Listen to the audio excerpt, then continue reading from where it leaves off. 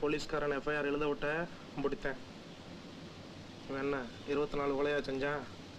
நான் எஃப்ஐஆர் எழுதி தூக்குவாங்களே. சிறையிலிருந்து சிறப்பு அனுமதி பெற்று அவர் இன்று நம்முடைய அரங்கிற்கு வந்திருக்கிறார்.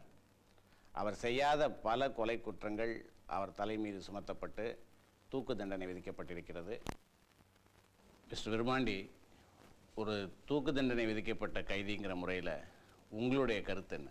டாக்டர் அஞ்சலி அம்மா மாதிரி இருக்கிற பெரிய மனுஷன் பண்ணி ஜனாதிபதி வரலும் போய் எனக்காக மன்னாடி மன்னிப்பு கேட்டுக்கிட்டு இருக்காங்க. அப்படி மன்னிச்சு என்னை விட்டுட்டால்னா உயிர் வாழ்கிற ஆசையில் நன்றியோட வாழ்நாள் பூரா நல்லவனாக இருக்க முயற்சி பண்ணுவானுங்க ஐயா. ஆனால் சந்தோஷமாக இருப்பேனான்னு கேட்டால் இல்லைங்க ஐயா. அன்னலட்சுமி இல்லாத இந்த ஆயுசை கடத்த வேண்டி வரேன் நம்மத்தேன். சரி வேணாம், அபத்த பையன் லாய்க்கு இல்லை, தூக்கில் போடுங்கடா அப்படின்ட்டால்தான் அதுவும் சரிதானுங்க ஐயா.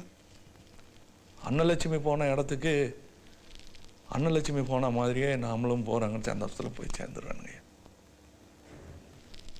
அன்னலட்சுமியை அடிக்கடி சொல்லுங்க ஐயா, மன்னிக்கு தெரிஞ்சவன் தான் மனுஷன்,